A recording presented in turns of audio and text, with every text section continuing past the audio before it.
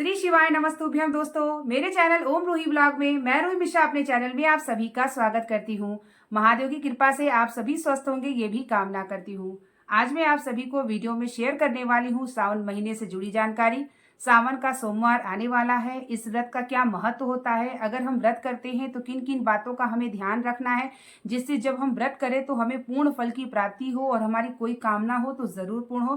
क्योंकि छोटी छोटी त्रुटियां हम जरूर करते हैं, इसके बारे में हमें जानना भी जरूरी होता है। साथ ही अगर कोई महीने के व्रत अगर आप नया उठाना चाहते हैं तो इस महीने में क्या हम उठा सकते हैं, संपूर्ण जानकारी सावन महीने से जुड़ी आपको इस वीडियो में प्राप्त होगी। वीडियो के अंत तक बने रहिएगा। वीडियो को लाइक और कमेंट में हर हर महादेव का नारा जरूर लगाइएगा।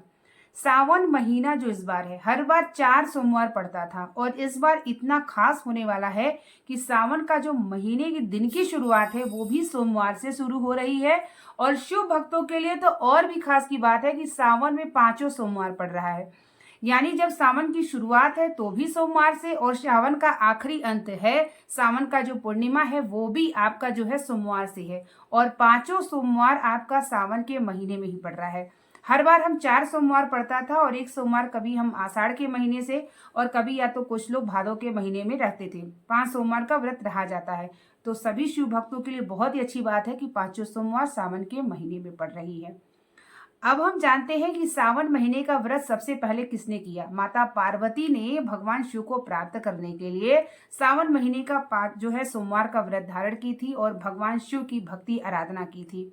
तभी से भगवान शिव ने वर्णन किया कि जो भी सावन के महीने में अपने मन की कामना के लिए कुंवारी लड़कियां जो होती हैं और जो भी सौभाग्यवती महिलाएं होती हैं, जो भी अपनी कामना के लिए सावन के सोमवार में महादेव की भक्ति पूजन आराधना व्रत करेगा, उसकी समस्त कामना महादेव जरूर पूर्ण करते हैं। तो इसलिए सावन महीने का इतना महत्व होता है। तो आप भी सावन के महीने में व्रत को जरूर करें, जिससे आपको भी महादेव की कृपा आपके जीवन में प्राप्त हो। अब हम जानते हैं जब हम सावन के महीने में व्रत करते हैं तो कौन कौन सी बातों का हमें ध्यान रखना है, जिससे हमारा जो व्रत है वो पूर्ण हो और महादेव की भक्ति हमें प्राप्त हो। जब आप सावन का व्रत रखेंगे तो सबसे पहले पूजा की सामग्री में आप बात को जान लीजिए कि आपका खुद का बेलपत्र होना चाहिए, खुद का फूल होना चाहिए, किसी की बागवानी से आपको नहीं तोड़ना है। धतूरा, मदार, कनेर, ये सब चीजें अपने से होती है, कोई लगाने से नहीं होती। तो ये सब फूल आपको जहां भी मिल जाए आप उसे तोड़ सकते हैं। लेकिन जो बहुत सारी ऐसे पुष्प होती हैं जो लोग अपने बागवानी में लगाते हैं, अगर वो स्वेच्छा से आपको देते हैं तो ठीक है, नहीं तो भगवान शिव कहते हैं कि आपके पास जो है आप मुझे वही समर्पित करिए, मैं उसी को स्वीकार करता हूँ। वो ये नहीं कहते कि आप किसी की दी हुई चीजों उनके ऊपर समर्पित करें। तो बस मेरी बात कहना यही है कि आप सावन के सोमवार में व्रत करेंगे तो आप अपना पुष्प, बेलपत्र, जो भी चीजें हैं आप अपने घर का समर्पित करेंगे। आप या तो खरीद के चढ़ा लीजिए, आपके पास अपना खुद है तभी चढ़ाइए। कनेर, धतूर, मंदार ये सब तो अपने आप होता है, तो इसको आप कहीं से भी तोड़ सकते हैं। साथ ही घर की बनी हुई भोग, जैसे सोमवार के दिन आपको शाम के समय शिव मंदिर में अगर पूजा करने जाते हैं तो हलवा बना लीजिए, खीर बना लीजिए, कुछ भी बना लीजिए, अपने घर के रसोई घर का भोग ही बना के महादेव को समर्पित करिए। अगर आप चाहते हैं कि आपका जो व्रत है पूर्णतः मान्य हो, भगवान शिव की कृपा हो और 5 होते होते आपकी अगर कोई कामना विशेष है, तो आप इसी विधि से जो करिएगा जो मैं आपको बता रही हूँ, और आपको स्वयं अनुभव होगा। जो भी चीजें हैं आप अपने घर से समर्पित करेंगे, चाहे आपका घर का जल हो, जल भी घर से लेके जाएंगे। दीपक जलाने के लिए दियली, बाती, घी सब कुछ आपका अपना होना चाहिए। ये भी ना हो कि आप मंदिर में जाके अगर भूल जाते हैं, किसी भी और भी महिला या कोई भी मंदिर में उससे ले लेते हैं, तो ये भी काम मत करिएगा, नहीं तो ये उसको फल प्राप्त होगा, आपका जो व्रत है वो जो है पूर्ण तो आपको फल नहीं प्राप्त होता। तो इसलिए जो भी आप भगवान को समर्पित करेंगे वो खुद का आपका अपना होना चाहिए। सब कुछ चीजें पूजा की थाली में जो भी सामग्री है वो सब आपका होना चाहिए। तो ये बात आपको अच्छे से समझ में आ गई होगी कि जब भी आप सावन का व्रत करेंगे तो आपका खुद का होना चाहिए। किसी की बागवानी का ना तो फूल लेंगे ना तो बेलपत्र लेंगे, जो भी चीजें हैं खरीद के ले लीजिए, लेकिन नहीं, क्योंकि भगवान शिव स्वयं कहते हैं कि आप वही समर्पित करिए जो आपके पास हो। और जो भी आपके पास हो अगर आपने भाव से समर्पित कर दिया तो भगवान शिव प्रसन्न हो जाते हैं। तो इसलिए इस बात का ध्यान जरूर रखिएगा।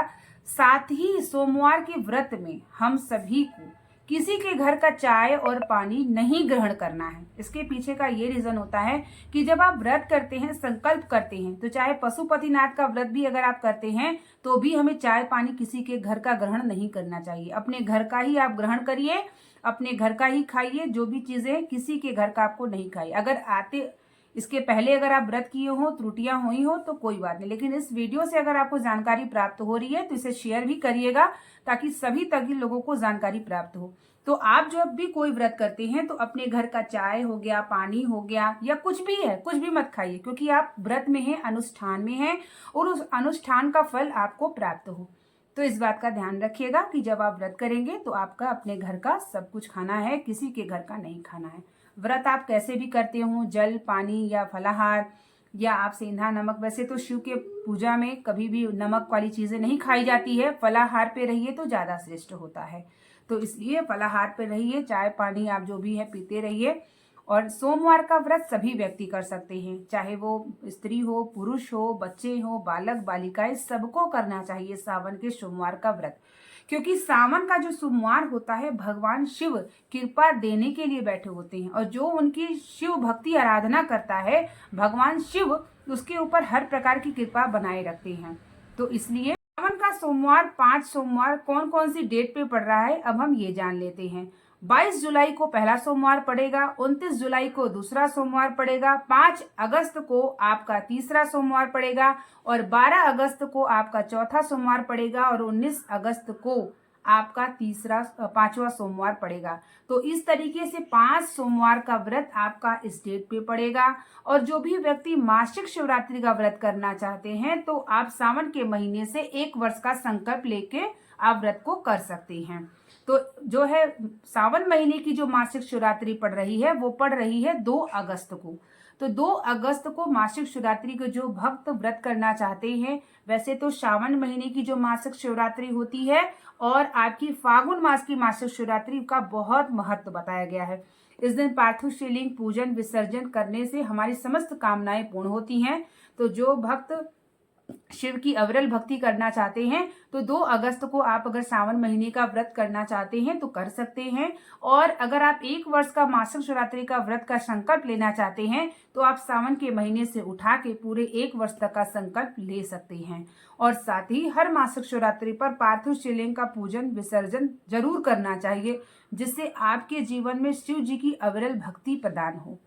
तो आप जो है मासिक शिवरात्रि का व्रत 2 अगस्त को रह सकते हैं। और 5 सोमवार जो है आपके सावन के महीने में पड़ रहा है, ये बहुत ही शुभ है शिव भक्तों के लिए। तो आप इस तरीके से पूजा करते समय व्रत की जानकारी जरूर रखिएगा। और पूजा आपको सुबह शाम दोनों टाइम करना है, प्रदोष काल में भी और सुबह के समय भी। शिव मंदिर में आपको जाना है, वहां पर थोड़ी सी मंदिर की साफ सफाई कर लीजिए, जल समर्पित कर लीजिए, पंचामृत चढ़ा दीजिए, भगवान शिव को पुष्प, बेलपत्र, समीपत, पीला चंदन, अक्षत, जनेऊ, इत्र सभी सामग्री को चढ़ा के भगवान शिव की विधि विधान से पूजन करिए, दीपक जलाइए, मंत्र का जाप करिए और साथ ही और घर की बनी हुई भोग को समर्पित करिए। इसी प्रकार से 5 सोमवार तक भगवान शिव की पूजन व्रत करिए, जिससे आपके जीवन में भगवान शिव की कृपा प्राप्त हो और आप भी भगवान की अविरल भक्ति में लगे रहिए। तो उम्मीद करेंगे कि वीडियो आपके लिए जानकारी भरी होगी, वीडियो आपको पसंद आई होगी। इस वीडियो को ज्यादा से ज्यादा शेयर करिए ताकि सावन के महीने आने से पहले सभी को जानकारी प्राप्त हो जाए